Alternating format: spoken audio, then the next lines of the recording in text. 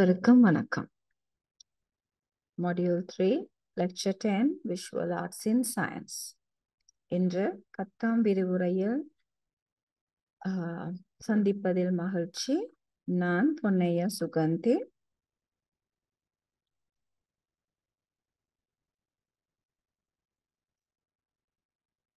Visual arts விரிவுரை உங்களுக்காக வழங்கியவர் திருமதி ஜியா லோத். அதை உங்களுக்காக நான் மொழிபெயர்க்க வந்துள்ளேன். இன்றைய விரிவுரையின் கருப்பொருள்: அறிவியல் கொள்கைகளை விஷுவல் ஆர்ட்ஸ் மூலம் மேம்படுத்துதல். கலாச்சார ரீதியாக ஈர்க்கப்பட்ட கலை திட்டங்களை மேம்படுத்த விஷுவல் ஆர்ட்ஸை பயன்படுத்தல். ஒரு சிறிய அளவிலான கலை திட்டத்தை அமைத்தல். ஒரு கலை திட்டத்தை அமைக்கும் போது ஒரு சில உத்திகள் உங்களோடு பகிர்ந்து கொள்ள இருக்கிறேன்.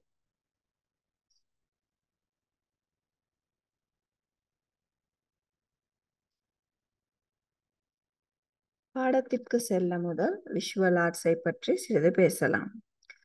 விஷுவல் ஆர்ட்ஸ் என்பது ஆக்கப்பூர்வமானது. நாம் காணக்கூடிய எந்த ஒரு படைப்பாற்றல் கலையும் விஷுவல் ஆர்ட்ஸ் ஆகும். அது ஒரு சிற்பம், வரைபடம், ஓவியம், கலை நிறுவல் அல்லது புகைப்படம், டிஜிட்டல் ஆர்ட்ஸ், கிராஃபிக்ஸ், இதில் எதுவாக வேண்டுமென்றாலும் இருக்கலாம். இது அனைத்துமே விஷுவல் ஆர்ட்ஸ் தான். அறிவியல் கருத்துக்களை மேம்படுத்த விஷுவல் ஆர்ட்ஸை பயன்படுத்துதல். கலையையும் அறிவியலையும் இணைக்க முடியும் என நினைக்கிறீர்களா? அவற்றிற்கு ஏதேனும் தொடர்பு உள்ளதா? சிறிது யோசித்து பாருங்கள். இதற்கு சான்றாக ஒரு சிறிய செயல்பாட்டை செய்து பார்க்கலாம். நன்றாக கண்களை மூடிக்கொள்ளுங்கள். நான் கூறும் விடயங்களை கண்களை மூடிக்கொண்டே கற்பனை செய்து பாருங்கள். மின்னும் நட்சத்திரங்கள் நிறைந்த வானத்தை கற்பனை செய்து பாருங்கள். அடுக்கடுக்கான முகில் கூட்டங்களையும் கற்பனை செய்து கொள்ளுங்கள். அவ்வானத்தை சுற்றி இந்த நட்சத்திர அடுக்குகள் அதனை பிரகாசிக்க செய்கிறது. அது தொடர்ந்து மின்னிக்கொண்டே இருக்கிறது. இதை கண்ணை மூடிக்கொண்டே கற்பனை செய்து கொள்ளுங்கள். இப்போது கண்களை திறந்து பாருங்கள். இப்போது யோசித்து பாருங்கள், இதை நாம் எப்படி கற்பனை செய்ய முடியும் என்று.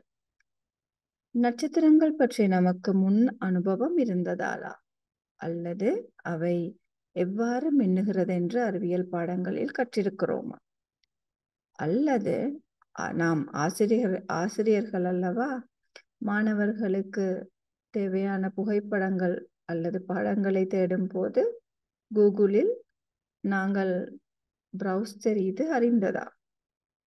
இதனால் அல்லது ஒரு சில படங்களில் பார்த்ததா? இதை கற்பனை செய்து பார்க்கையில் ஏதோ ஒரு விதத்தில் இந்த நட்சத்திரம் எங்களுக்கு ஒரு முன் அனுபவத்தில் இருந்ததால் தான் இன்று எங்கள் கற்பனை கண்களுக்கு அது புலப்பட்டது. இதே போன்றுதான் பல விடயங்கள் நடைபெறுகின்றன. பல பிரபல கலைஞர்கள் கேமராக்கள் கண்டுபிடிக்க முன்னரே தங்கள் கலைப்படைப்பின் மூலம் தாம் பார்ப்பதையோ நினைத்ததையோ சித்தரித்தார்கள். படங்கள், புத்தகங்கள் கண்டுபிடிப்பதற்கு முன்னரே ஒரு நட்சத்திரம் எப்படி இருக்கும் என்பதை வானியல் ஆராய்ச்சியாளர்களாலும் புவியியல் ஆராய்ச்சியாளர்களாலும் அறிய முடிந்தது. விண்வெளி என்றால் என்ன?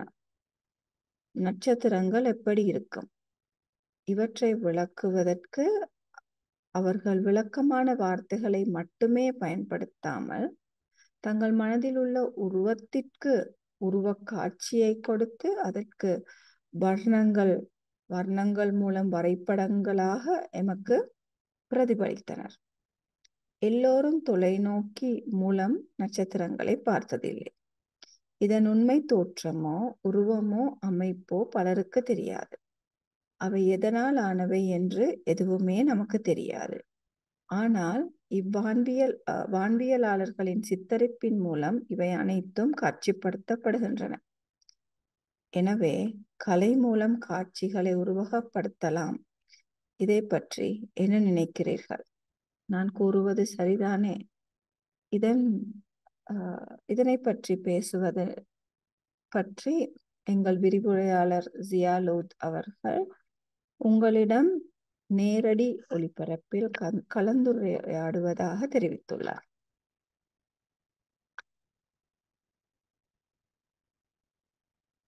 Visual arts. விஷுவல் ஆர்ட்ஸ் என்றால் என்ன? இதனை பற்றியும் சிறிது ஆழமாக அறிய கடமைப்பட்டிருக்கிறோம். இந்த விஷுவல் ஆர்ட்ஸை பொறுத்தவரை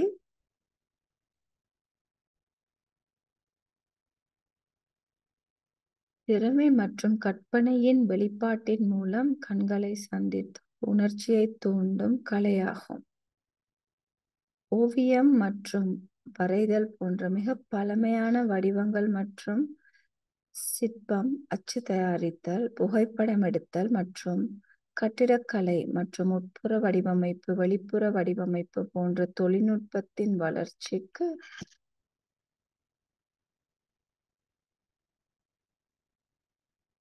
ஏற்ப வளர்ச்சி அடைந்ததே இந்த விஷுவல் ஆர்ட்ஸ் ஆகும்.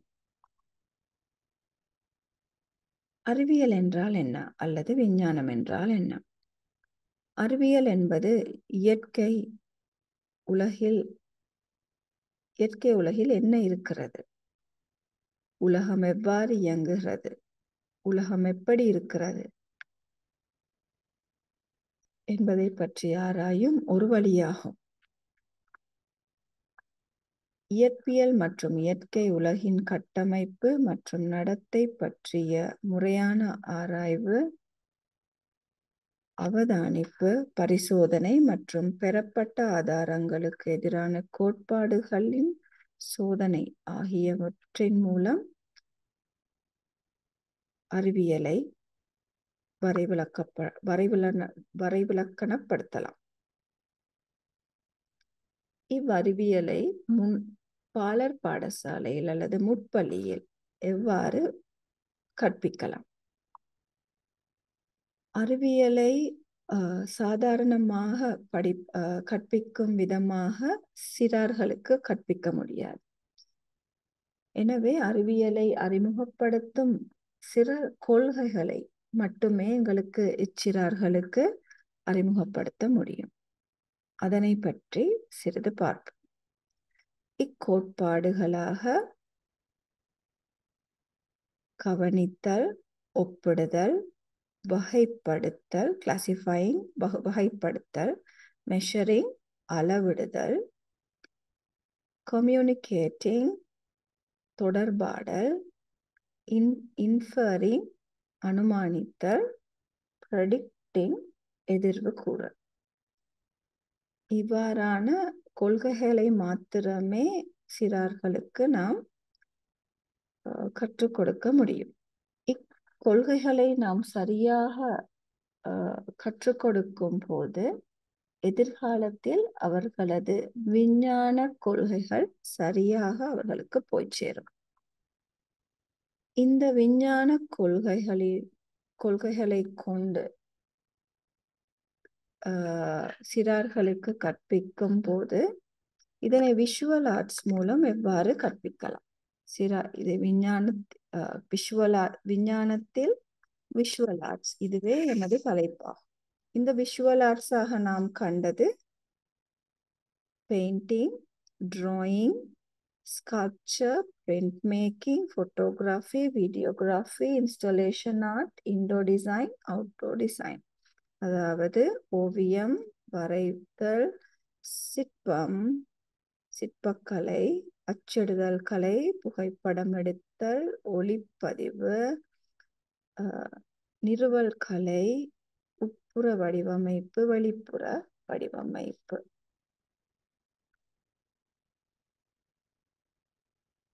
இதனை கொண்டு எவ்வாறு விஞ்ஞானத்தை வெளிப்படுத்தலாம் என்று பார்ப்போம். பெயிண்டிங். முதலில் ஒவ்வொரு விஷுவல் ஆர்ட்ஸின் தன்மையை ஆராய்ந்துவிட்டு பின்னர் இதனை எப்படி விஞ்ஞானத்தில் வெளிக்கொண்டு வரலாம் என்று பார்ப்போம். பெயிண்டிங்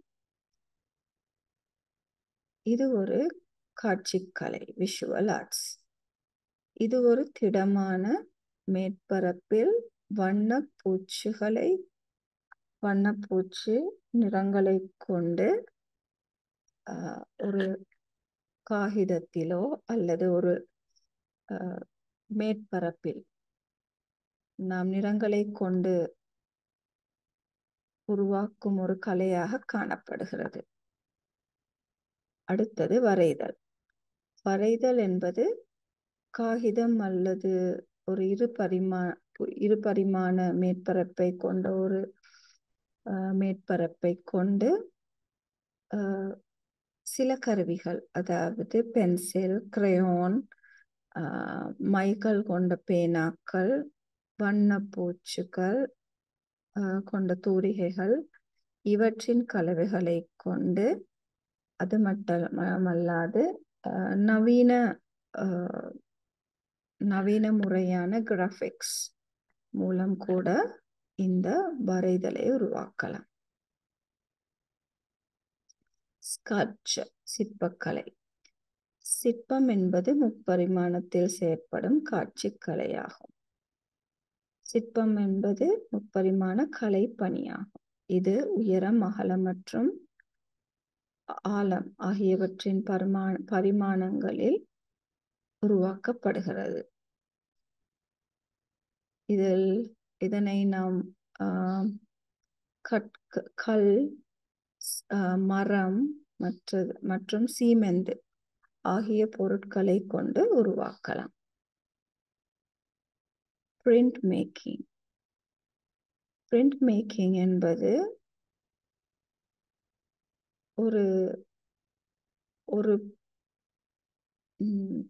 ஒரு படத்தை இன்னொரு மேற்பரப்பில் பதியச் செய்வது.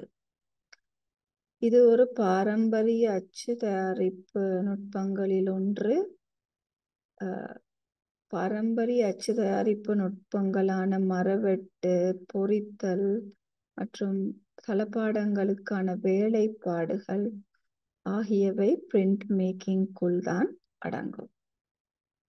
இதனை பாலர் பாடசாலையில் அறிமுகப்படுத்தும் முகமாகவே நாம் இந்த மரக்கரி வகைகள் அல்லது பல வகைகளை கொண்டு வண்ணப்பூச்சிகளை பயன்படுத்தி அவற்றை காகிதத்தில் அச்சிடுவதன் மூலம் இந்த பிரிண்ட் மேக்கிங் கலைக்கு பிள்ளைகளை பழக்குகிறோம். அடுத்து வருவது போட்டோகிராஃபி, அதாவது புகைப்படம் எடுத்தல். புகைப்படம் எடுத்தல் என்பது பிள்ளைகளை ஆக்கப்பூர்வமாக சிந்திக்கவும் உலகை வெவ்வேறு கோணங்களில் பார்க்கவும் ஊக்குவிக்கிறது. இதனை ஒரு வாழ்க்கைக்கு ஒரு பெரிய ஒரு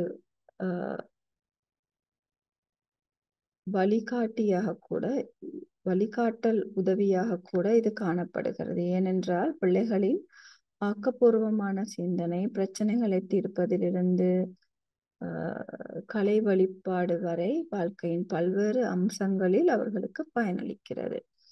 இந்த போட்டோகிராஃபி துறை, அதாவது இந்த புகைப்பட கலையை ஒரு குழந்தை கற்றுக்கொள்வதால் உள்ள நன்மைகள் பல உள்ளன. அது பிள்ளைகள் ஒரு புகைப்படத்தை எடுக்கிறார்கள் என்று மட்டும் பார்க்காமல் அதிலுள்ள நன்மைகளை நாம் பார்ப்போமானால் அல்லது அதனை ஊக்குவித்தோமானால் என்னென்ன பயன்களை இவர்கள் பெறுவார்கள் என்று பார்ப்போம். இவர்களது படைப்பாற்றல் வளரும். இன்னொன்று, இவர்களது கண்காணிப்பு திறன் வளரும். ஏனென்றால் இயற்கையை ஆராயும் ஒரு கலையாக இது காணப்படுகிறது. அதன் போது இவர்கள் கட்டாயமாக கண்காணிப்பு என்பது முக்கியம். கண்காணிக்காமல் இவர்களால் புகைப்பட எடுக்க முடியாது. அதனால் கண்காணிப்பு திறன் வளரும். அது மட்டுமல்லாது சுய வெளிப்பாடு, இந்த புகைப்பட கலையை அவர்கள் எடுக்கும் விதம், ஒரு ஒரு ஒரு ஒரு புகைப்படத்தை அவர்கள் எடிட் பண்ணும் விதம், இவற்றை பார்க்கும் பொழுது அவர்களது சுயத்தன்மை வெளிப்படும். அது மட்டுமல்லாது சுயமரியாதையை அதிகரிக்கும். அவர்களது சுயமரியாதையை கூட இது அதிகரிக்கிறது. பொறுமை மற்றும் ஒழுக்கம், கதை சொல்லும் திறன், தொழில்நுட்ப நிபுணத்துவம், கலைகளை ஏற்றுக்கொள்ளும் ஒரு பிள்ளையாக வளர்வார்கள். இயற்கையுடனான தொடர்பு அதிகரிக்கும். அது மட்டுமல்லாது நினைவுகளை சேகரிக்க பழகுவார்கள். சமூக தொடர்புகள் அதிகரிக்கும். தொழில் வாய்ப்புகள் கூட இதனால் அதிகரிக்க போகிறது. இதனை நீங்கள் பார்த்தீர்களானால் இப்பொழுது பொறுமை மற்றும் ஒழுக்கம் இதனால் எவ்வாறு அதிகரிக்கிறது என்று பார்த்தீர்களானால், ஒரு புகைப்படத்துறையில் புகைப்படத்தை எடுக்கும் பொழுது ஒரு சிறிய ஒரு விடயம், ஆனால் இது மிகவும் முக்கியமானது. ஒரு புகைப்படத்தை எடுக்கும் பொழுது யாரை புகைப்படம் எடுக்கிறார்களோ அவர்கள் ஒரு சரியான நிலையில் நிற்கும் வரை இவர்களால் ஒரு சரியான படைப்பை உருவாக்க முடியாது. அதனால் இவர்கள் தாம் புகைப்படம் எடுக்கும் மனிதர்களை சமாளித்து அவர்களது குணத்துக்கேற்ப அல்லது அவர்களுக்கு அசைவிற்கேற்ப அவர்களை சரியான ஒரு நிலையில் நிறுத்திவிட்டு தான் புகைப்படமே எடுக்க வேண்டும். ஸோ இவ்வகையான தொழிற்பாடுகளில் ஈடுபடுவதன் மூலம் இவர்களது பொறுமை கூட அதிகரிக்கிறது. ஒரு மனிதரை எவ்வாறு அவர்கள் அனுசரித்து போக வேண்டும், அல்லது எவ்வாறு ஒரு ஒரு ஒழுங்கான முறையில் ஒரு மனிதரிடம் எப்படி பேசி அவர்களை தன்னுடைய ஆக்கத்திற்கு எவ்வாறு அவர்களை பயன்படுத்திக் கொள்வது, இவ்வாறான பல கலைகள் இவர்களுக்குள் வளரும். ஒரு கதை சொல்லும் திறன் வளரும். இவர்களது படைப்பாற்றல் அதிகரிக்க இவர்களால் கதை கூறுதல் கூட இலகுவாக அமையும்.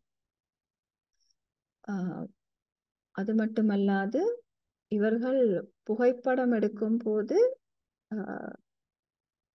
அதற்கான இடங்களை தேடி செல்வார்கள். அதுக்கான சரியான ஒரு இடங்களை தேடி செல்லும் போது இவர்களுக்கும் இயற்கையுடனும் தொடர்பு அதிகரிக்க போகிறது. இதே நேரம் சமூகத்தை அதாவது சமூகத்துடனான ஒரு தொடர்பும் அதிகரிக்கிறது. அது மட்டுமல்ல, இவர்களது சிறு வயதிலேயே தமக்கான ஒரு தொழிலை கூட உருவாக்கி கொள்ள அதிக வாய்ப்பு உருவாகிறது. ஒரு புகைப்படக்கலையில் இந்த அளவு நன்மைகள் சிறுவர்களுக்கு கிடைக்கின்றது என்றால் ஆச்சரியம்தான். இவற்றை எல்லாவற்றையும் கடந்து பிள்ளைகள் உலகத்தை மூன்றாம் கண்ணால் பார்க்க தொடங்குகிறார்கள். இதற்கு ஒரு உதாரணமாக நான் ஒரு உதாரணத்தை கூறுகிறேன். ஒரு திரைப்பட கலைஞர்கள், படைப்பாளிகளை நினைத்து பாருங்கள். அவர்கள் திரைப்படத்தை எடுக்கும் பொழுது சில விடயங்கள், கூடுதலாக எல்லா விடயங்களும் எல்லாருக்குமே புரியும் என்று அர்த்தம் இல்லை. ஏனென்றால் சில எண்ணக்கருக்கள், அவர்கள் ஆழமாக கூறிய எண்ணக்கருக்கள் எல்லோராலும் புரிந்து கொள்ள முடியாததாகவே இருக்கும். அவர்களது கலையாற்றல் அந்த அளவுக்கு அதிகமாக இருக்கும். சாதாரண மனிதர்களால் கூட புரிந்து கொள்ள முடியாத அளவு இருக்கும். அதனால்தான் இக்குழந்தைகள் உலகத்தை மூன்றாவது கண் கொண்டு பார்ப்பார்கள் என்று கூறுகிறோம். உண்மையை சொல்ல போனால் இதற்கு பல திரைப்படங்கள் உதாரணமாக அமைகிறது.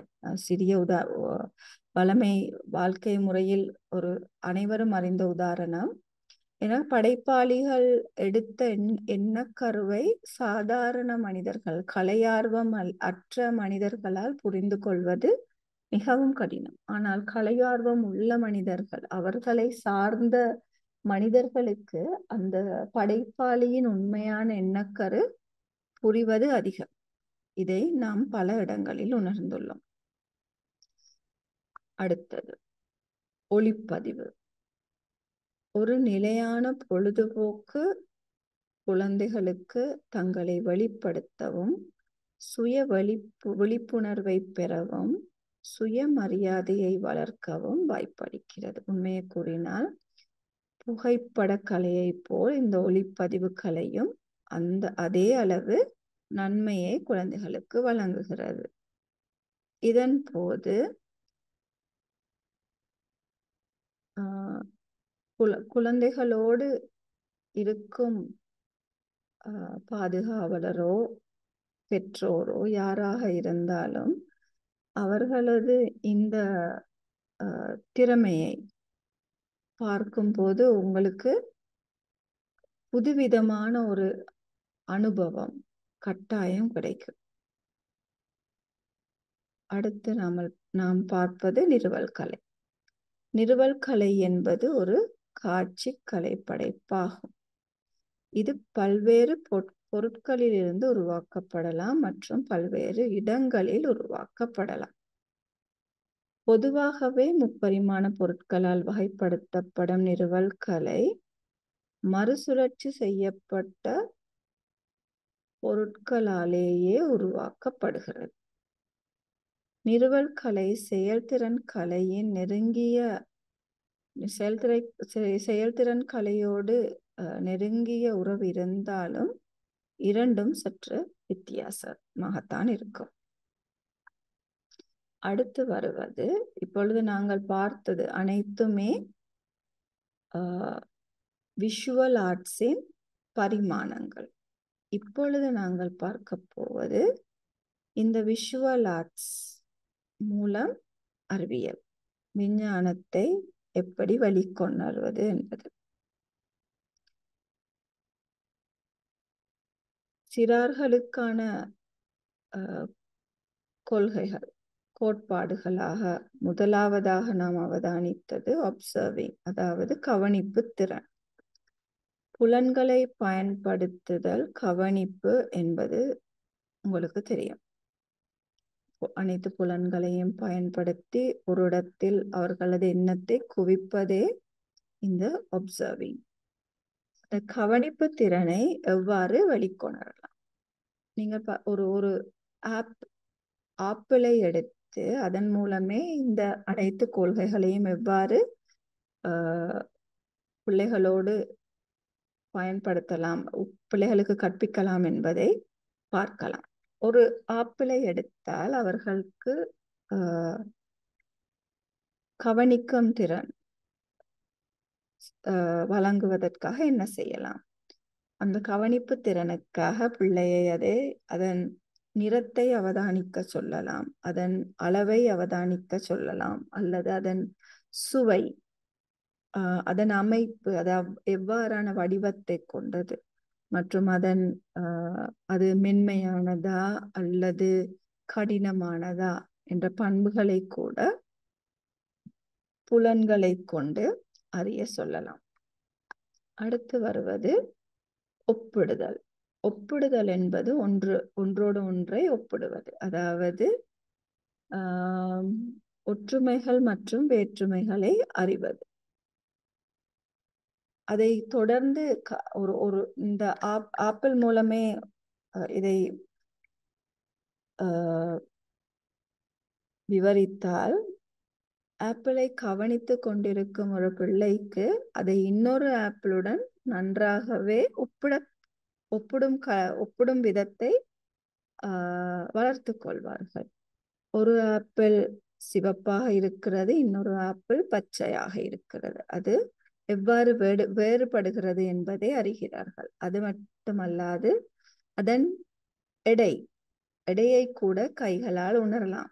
ஒரு ஆப்பிள் பாரமாக இருப்பதையும் ஒரு ஆப்பிள் பாரமற்றிருப்பதையும் ஒரே அளவான பாரம் இல்லாமல் இருப்பதை உணர்வார்கள்.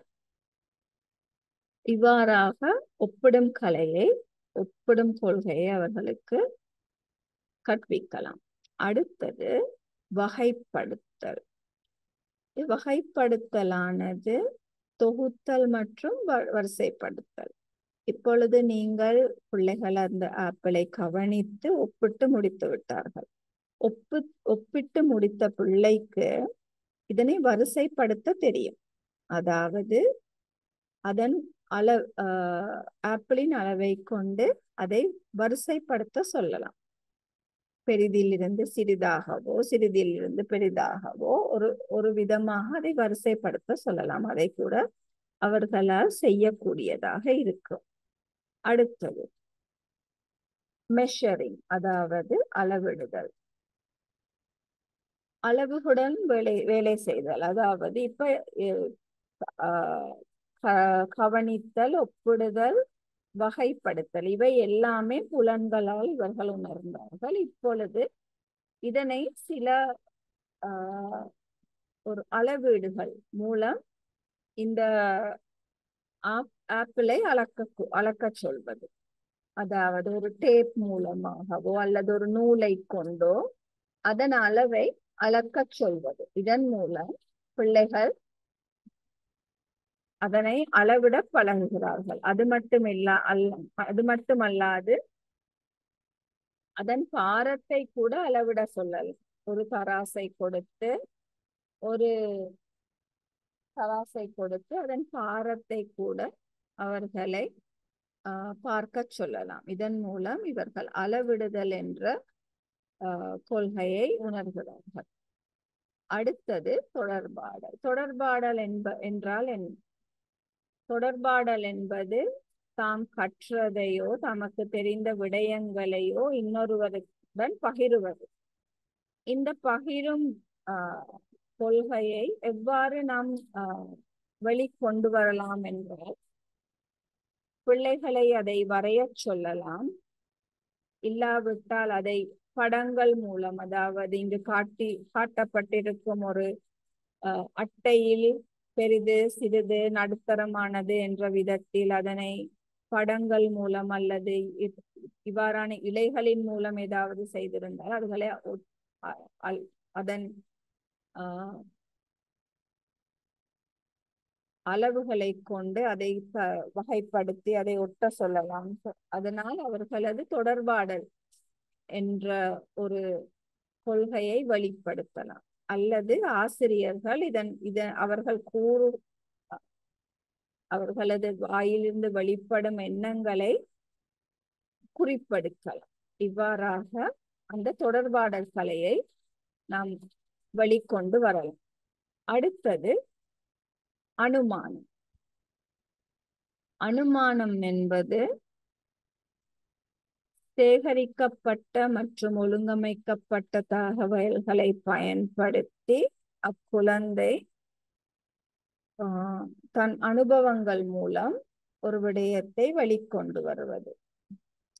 உதாரணமாக, ஒரு செடிக்கு தண்ணீர் ஊற்ற சொல்லுங்கள். அதாவது இப்ப பாடசாலையில் அவர்களது முற்பள்ளியில் ஒரு செடிக்கு அவர்களை தினமும் தண்ணீர் ஊற்ற சொல்லி அதனை ஒரு நீண்ட விடுமுறைக்கு பிறகு வந்து கவனிக்க சொன்னால் மூடி கிடந்த பாடசாலையில் அச்செடி கருகி போய் கிடக்கும். அதன் மூலம் அவர்களுக்கு நாம் எதை கற்பித்து கொடுக்கலாம் என்று எண்ணி பார்த்தால், ஒரு செடிக்கு தண்ணீர் என்பது அவசியம். அது மட்டுமல்லாது மண், சூரிய ஒளி என்பதும் அவசியம். மண்ணில் இருந்த தாவரம் கருகி போயுள்ளது. சூரிய வெளிச்சமும் அந்த தாவரத்துக்கு கிடைத்தது, ஆனாலும் கருகி போயுள்ளது. ஆனால் இதற்கு கிடைக்காத ஒரே விடயம் தண்ணீர் ஊற்ற யாரும் இருக்கவில்லை. அதனால் இந்த தாவரம் கருகியுள்ளது என்பதன் மூலம் இந்த பிள்ளைக்கு அனுமானம் என்னும் எண்ணக்கருவை நீங்கள் கற்பித்து கொடுக்கலாம். அது மட்டுமல்லாது எதிர்வு கூறல். அடுத்தது எதிர்வு கூறல் என்பது தாம் கற்ற அனுபவங்களை கொண்டு எதிர்காலத்தில் நடக்கப் போகும் ஒன்றை பற்றி பேசுவது. இந்த குழந்தை இவ்வாறு பல விடயங்களை கற்றுக்கொண்ட பிறகு அவர்களாகவே சில விடயங்களை வெளிப்படுத்துவார்கள். எதிர்காலத்தில் நடக்க போகும் சில விடயங்கள் அல்லது எதிர்காலத்தில் இவ்வாறான ஒரு ஆப்பிளையே எடுத்தால் இந்த ஆப்பிள் பாரமானது, இந்த நிறமானது, இந்த அளவானது எல்லாம் படித்து விட்டார்கள். அப்பொழுது அவர்கள் அடுத்து என்ன விதமான கற்பனைக்கு போவார்கள் என்றால், ஆப்பிள் மிதக்குமா மூழ்குமா என்ற எண்ணம் கூட அவர்களுக்குள் வெளிப்படலாம். இவ்வாறான தங்களது அனுபவங்களை கொண்டு அந்த ஆப்பிள் மூழ்கும் என்று கூறும் பிள்ளைகள் இருக்கிறார்கள். ஏனென்றால் அது பாரமானது, தண்ணீரில் போட்டால் மூழ்கும். அப்படி ஒரு தங்கள் கருத்துக்களை வெளிப்படுத்தக்கூடிய பிள்ளைகளும் உருவாகுவார்கள். நாங்கள் இவ்வாறான கருப்பொருட்களை அவர்களுக்கு கற்பிப்போம். அடுத்து நாம் வருவது நமது இரண்டாவது கருப்பொருளான பாடத்தின் கருப்பொருள், famous artists who depicted science through their art. அதாவது அறிவியல் கருத்துக்களை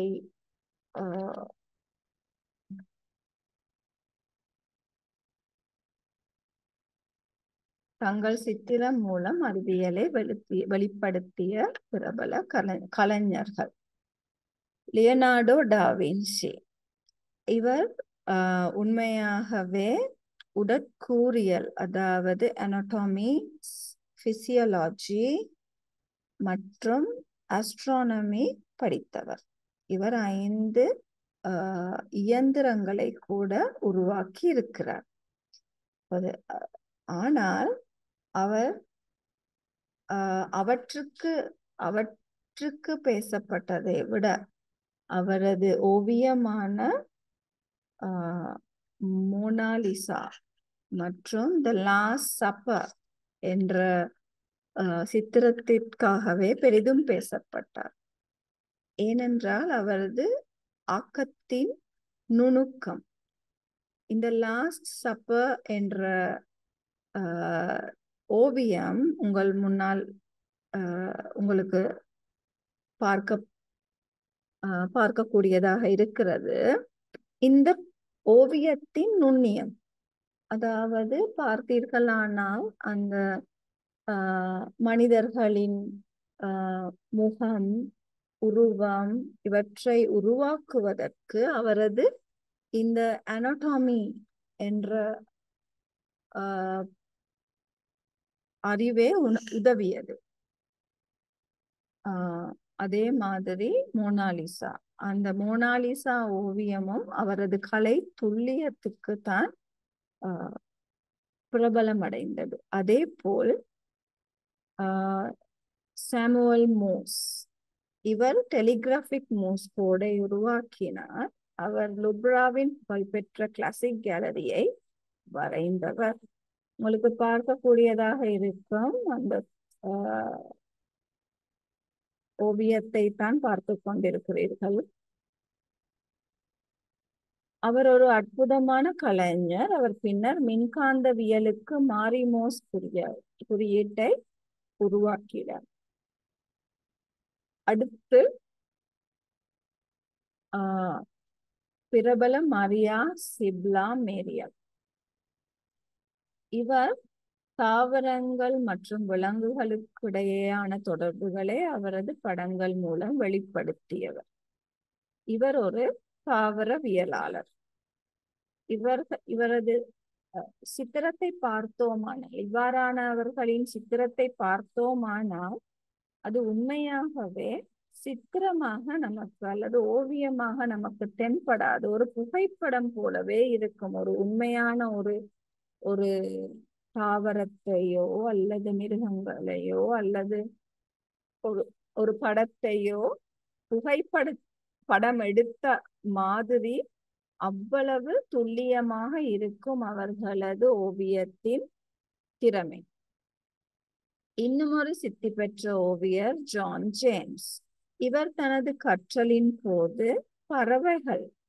பறவைகளின் வாழ்வை பதிவு செய்து கொண்டுள்ளார். இவர் இப்பதிவுகளின் மூலம் பல வகையான ஓவியங்களை உருவாக்கி இருக்கிறார். இவரது ஓவியத்தை கூட உங்களால் காண முடிகிறது. நடுவில் உள்ள ஓவியம், அந்த ஓவியத்தின் துல்லியத்தை பார்க்கும் போது அவர்கள் எந்த அளவுக்கு அதனை நுண்ணியமாக வரைந்துள்ளார்கள் என்பது நமக்கு புரிகிறது. நுணுக்கங்கள் அதிகரிக்க என்ன காரணம் என்று பார்த்தோமானால் அவர்களது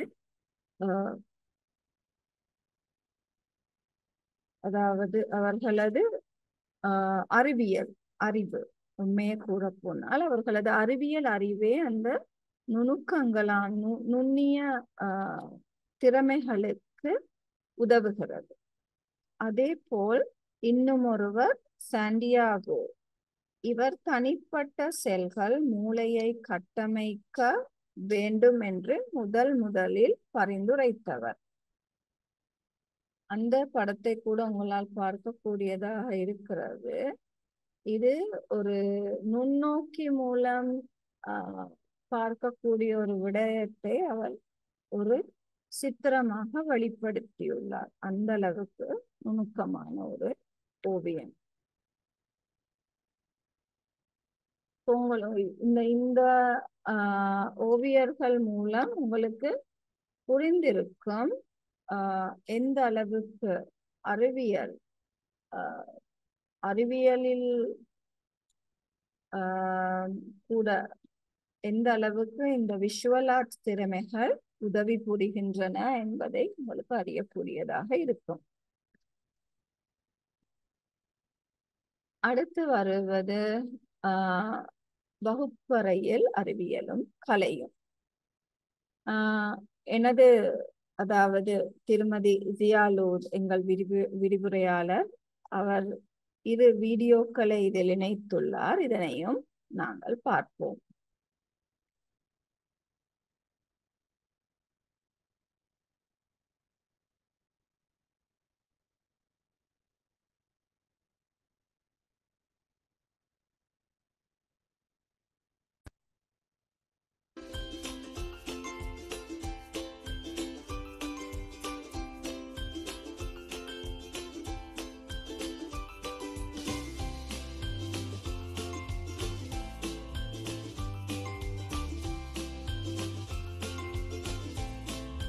Our kindergarten prep class has been learning about the famous artist Kandinsky. We used our 21st century technology to research most of his artwork. We incorporated the ArtSmart component of our curriculum by inspiring classmates to construct their own interpretations of Kandinsky's work. Through a class homework assignment, we asked the children and parents to find recyclable items from home that represent concentric circles which are displayed in Kandinsky's artwork. The children were encouraged to use recycled materials to integrate our Towards a Better World focus, emphasizing the importance of taking care of the world.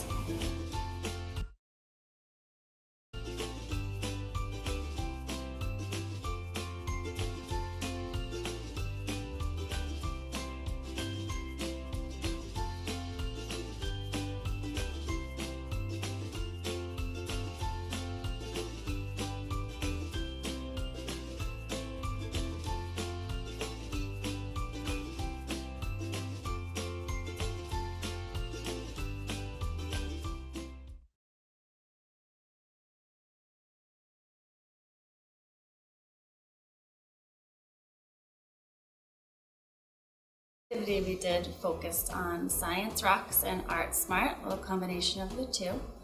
The children. இப்பொழுது நீங்கள் பார்த்தது கின்ஸ்கி இன் cupping, அதாவது அறிவியல் மற்றும் கலை தொடர்பாக நமது பள்ளிகள் எவ்வாறு இருக்கின்றன, இவை இரண்டையும் இணைக்க முடியும் என்பதை வலியுறுத்தும் விதமாகவே அந்த வீடியோவை உங்களுக்காக தந்திருந்தேன். இந்த வீடியோவில் நாங்கள் என்ன பார்த்தோம்? இந்த கின்ஸ்கியின் கற்பித்தல் என்பது என்ன? கழிவுப் பொருட்களை கொண்டு செய்யப்பட்ட சித்திரங்கள். அதாவது நீங்கள் பார்த்தீர்கள் அவர்கள் பாவித்த உபகரணங்கள், அதாவது எதுவுமே விலை உயர்ந்த பொருட்கள் அல்ல. காகிதங்களை கடதாசிகளை பாவித்திருந்தார்கள். அதல்லாமல் சிடிக்களை பாவித்திருந்தார்கள். பான டின்களை பாவித்திருந்தார்கள். மூடிகள், சில சிறிய சிறிய தட்டுகள், பேப்பர் பிளேட்ஸை பாவித்திருந்தார்கள். மற்றது வர்ணங்களுக்கு அவர்கள் கைகளை உபயோகித்திருந்தார்கள். கூடுதலாக சிலர் தூரிகைகளை உபயோகித்திருந்தார்கள். இவ்வாறாக அவர்களது இந்த அனுபவம் அவர்களுக்கு பெரிதாக மகிழ்ச்சியை கொடுத்தது.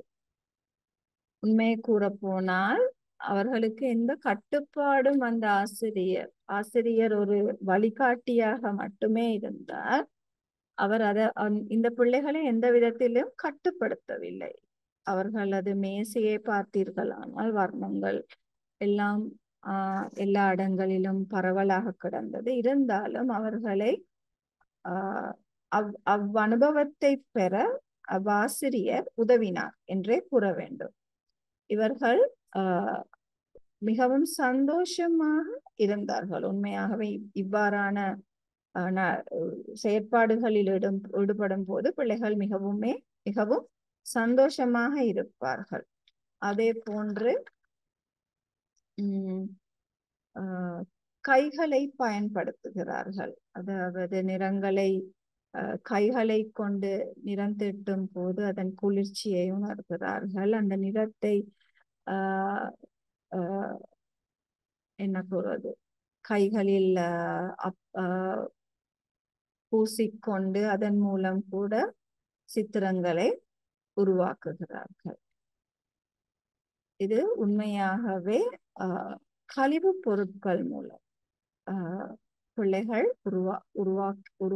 பிள்ளைகளால் உருவாக்கப்பட்ட ஒரு சித்திரம்.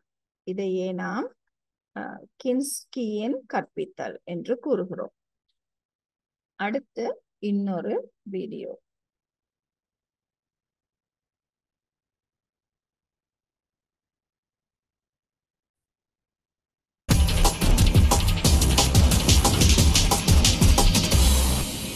We do have some spray fix if you want to spray between kind of layers to prevent it getting too crazy or muddy, but that's already looking really beautiful. So I think it's looking great. So you picked this image of Mercury. What inspired you to work with this image? What do you like about it? I like the colors and I like the negative space too. I'm not sure I'm going to use that. I agree. I think that negative space is pretty interesting. I've never really worked with chalk pastels before, but now I have, and I've always loved outer space and drawing it and coloring it, so this is kind of an adventure for me. So this is the piece that I did, and when I was sort of looking at the pictures, I was drawn to two different images. One of them had all these blues and oranges that created this really beautiful contrast as complementary colors, and then the other one had a lot of this sort of these organic lines in here, like you see down there. So I sort of tried to combine the two, creating a round but still organic shape, and then using the colors that I was really drawn to.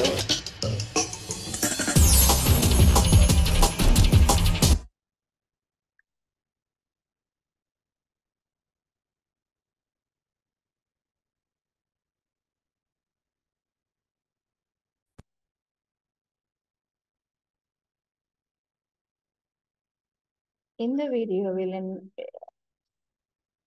எதை பார்த்தீர்கள்? இது சற்று பெரிய மாணவர்கள், அதாவது 10ஆம் ஆண்டு 11ஆம் ஆண்டு சற்று பெரிய மாணவர்களால் உருவாக்கப்பட்ட சித்திரங்கள். அதுவும் கூட அறிவியல் பற்றியதாகும். அதாவது விண்வெளியில் கோள்கள் பற்றி உருவாக்கப்பட்ட சித்திரங்கள். அதாவது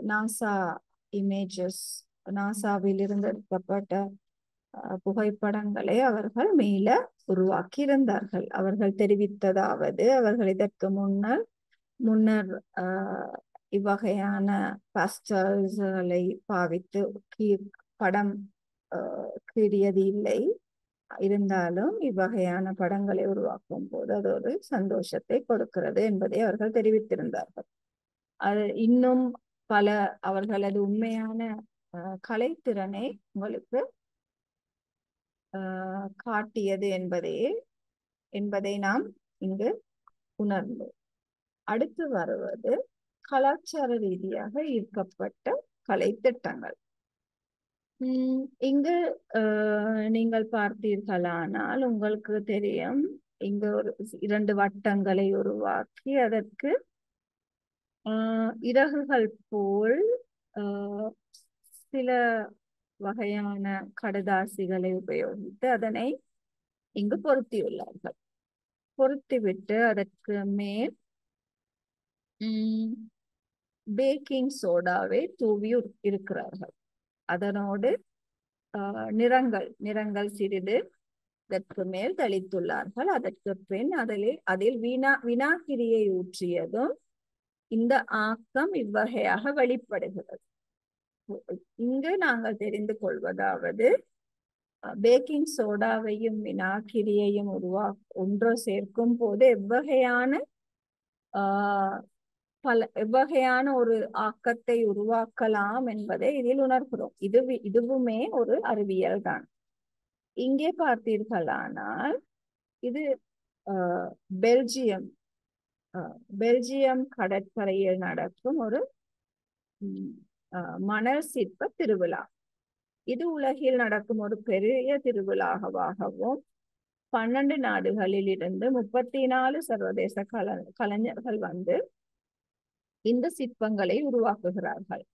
4 வாரங்களில் 6000 டன் மணல் கொண்டு செய்யப்பட்ட சிற்பங்கள் இங்கு காணப்படுகின்றது. இதனில் என்ன, இந்த வெளிப்பாட்டில், இந்த கலாச்சார வெளிப்பாட்டில் கூட அறிவியல் அல்லது விஞ்ஞானம் இருக்கிறது என்பதை இது நினைவு கூறுகிறது. எவ்வாறு அறிவியல் இதற்குள் வந்தது என்று பார்ப்போம். இது பார்வைக்கு மாத்திரம் அல்லாமல், உருவாக்கத்துக்கு மாத்திரம் அல்லாமல் பார்வைக்கும் விடப்படுகிறது. இந்த பார்வைக்கு விடப்படும் போது ஆயிரக்கணக்கான லட்சக்கணக்கான மக்கள் இதை வந்து பார்வையிடுகின்றனர். இந்த பார்வையிடும் போது கூட இந்த ஆக்கங்கள் கலைந்து விடாமல் இந்த மணலையும் தண்ணீரையும் இணைத்து சேர்த்து உருவாக்கும் இந்த கலை கொஞ்சம் கூட சிதைந்து விடாமல் அவர்கள் அறிவியலை பயன்படுத்துகிறார்கள். அவர்களது அறிவியல் நுட்பங்களை பயன்படுத்தியே இதனை உருவாக்குகிறார்கள் என்பது எங்களுக்கு வெளிப்படுகிறது. ஒரு ஆக்கமாக மட்டுமே இருந்தால் இதனை இவ்வளவு சரியாகவும் ஆக்கப்பூர்வமாக வெளிப்படுத்த முடியாது. ஒரு செதுக்கல் கலையில் கூட அறிவியல் எவ்வாறு வெளிப்படுகிறது என்பதை இதன் மூலம் நீங்கள் காணலாம். அது மட்டுமல்லாது இந்த படத்தில் பார்த்தீர்களானால் உங்களுக்கு நியூ ஹாம்ப்ஷயர், அதாவது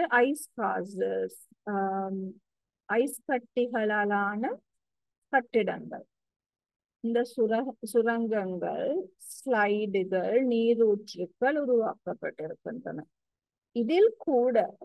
இதிலும் பார்வையாளர்கள் பலர் வந்துள்ளார்கள், அதனை அனுபவிக்கிறார்கள். உங்களுக்கு பார்க்கக்கூடியதா இருக்கும். இந்த ஸ்லைடுகளில் ஒரு சிறுமி ஸ்லைட் பண்ணுவது போல கூட இருக்கிறது. இவ்வாறான உருவாக்கங்கள் கலையாக இருந்தாலும் இதில் அறிவியல் பயன்படுத்துவதனாலேயே இதனை சிலர் பார்வைக்கோ அல்லது ஆக்கப்பூர்வமான விடயமாக எம்மால் வெளிக்காட்ட முடிகிறது. இது கலையாக மட்டுமே இருந்தால் அதை உருவாக்கிய உடனேயே அது சிதைந்து போயிருக்கும். அதில் அறிவியலும் கலந்திருப்பதாலேயே இதனை மக்களுக்கு பார்வையிடும் அளவிற்கு அவர்கள் உருவாக்கி இருக்கிறார்கள்.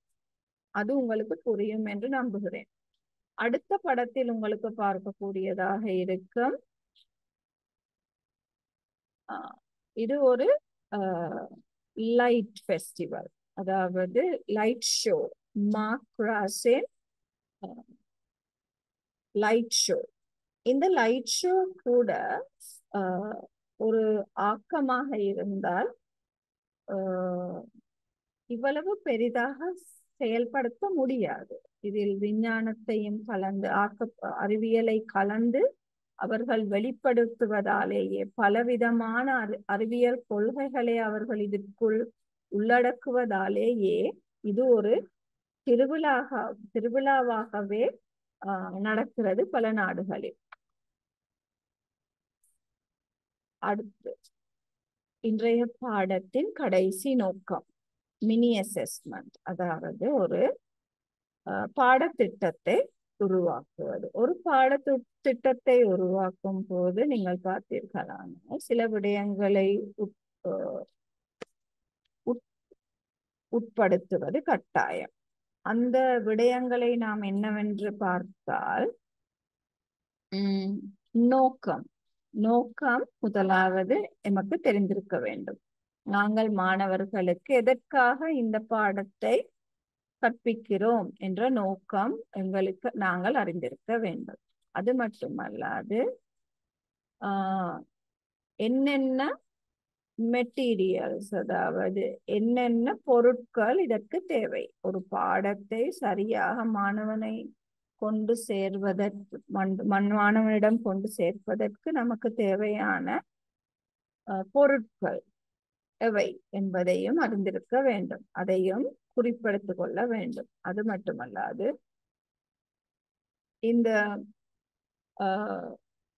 இந்த நோக்கத்தை மாணவனிடம் கொண்டு சேர்ப்பதற்கு நாம் பயன்படுத்தக்கூடிய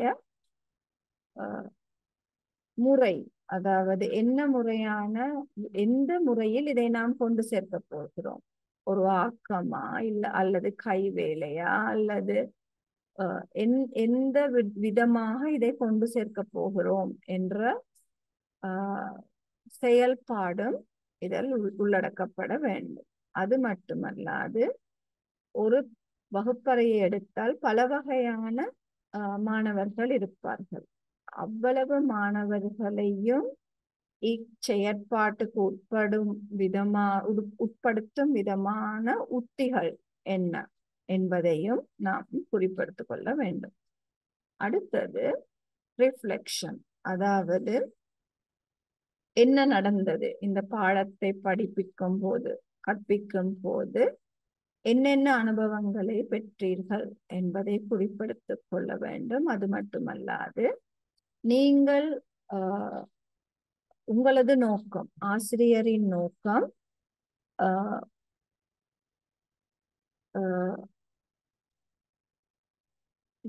நிறைவேறியதா, அது மாணவனை முழுதாக கொண்டு சேர்ந்ததா, அல்லது அதனை இன்னும் ஏதாவது ஒரு விதமாக அவர்களுக்கு கொண்டு சேர்க்க வேண்டுமா என்பதை கூட குறிப்பெடுத்துக் கொள்ளுதல் நல்லது. இதை அனைத்துமே எங்களது விரிவுரையாளர் உங்களோடு நேரடி ஒளிபரப்பில் கலந்துரையாடுவார். உங்களுக்கு ஏதும் கருத்துக்கள் இருந்தால் அவருடன் தெரிவிக்கலாம். அந்த நோக்கங்களை மட்டும் பகிர்வது மட்டுமல்லாது ஒரு சிறிய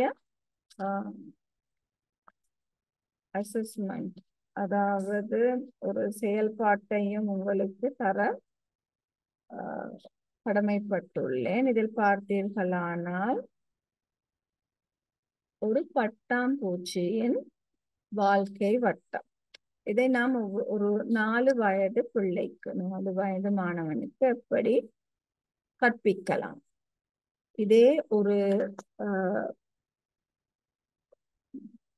5ஆம் 6ஆம் வகுப்பு மாணவர்களே ஆனால் நமக்கு அதை வேறு விதமாக வெளிப்படுத்தலாம். பல செயற்பாடுகளை செய்து காட்டலாம். ஆனால் சிறார்கள் 4 வயதான ஒரு சிறாருக்கு ஒரு மாணவனுக்கு எவ்வாறு இதை வெளிப்படுத்துவது என்று பார்ப்போம். அதில் உங்களுக்கு தேவையானது பேப்பர் பிளேட்ஸ், மற்றது பேப்பர் பிளேட்ஸ், பிளேடவ் அதாவது கிளே, நாங்கள் கிளே என்று கூறுவோம்.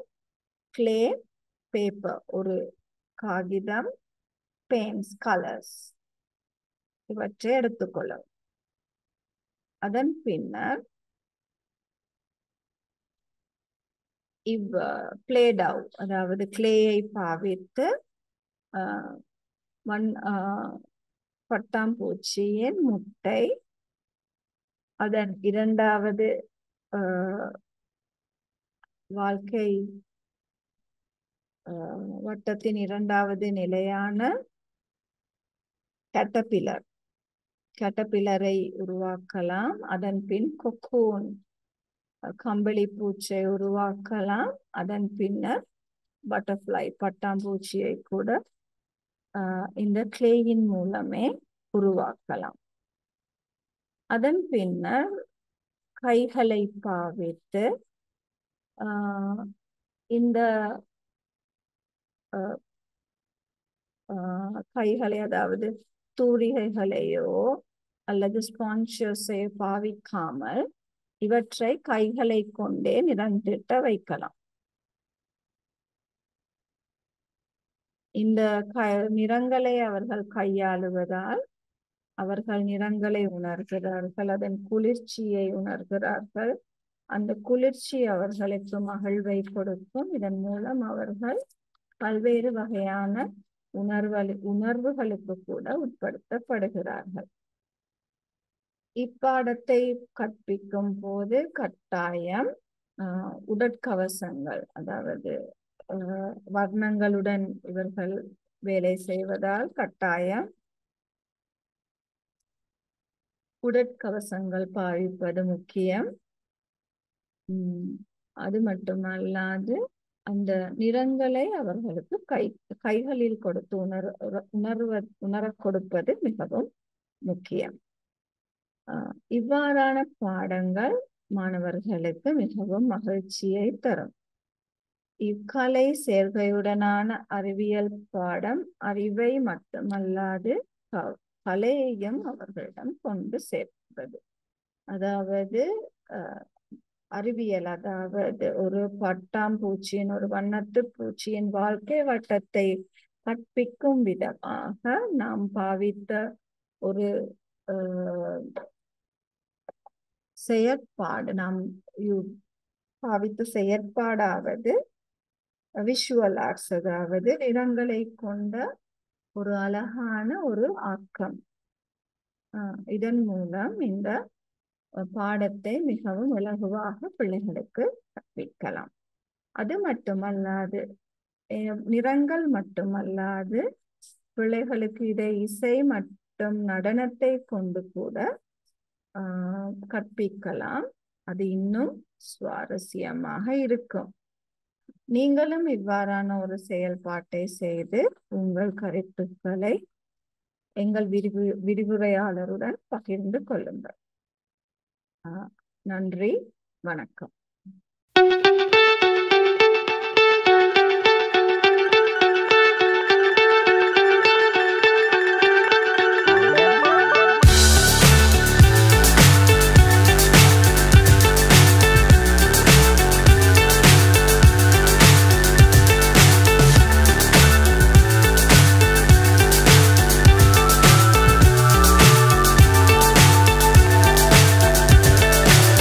So high I'm hypnotized. What's up is down, what's left is right. Chasing stars and holding you. I can't see the end, but we'll see it through.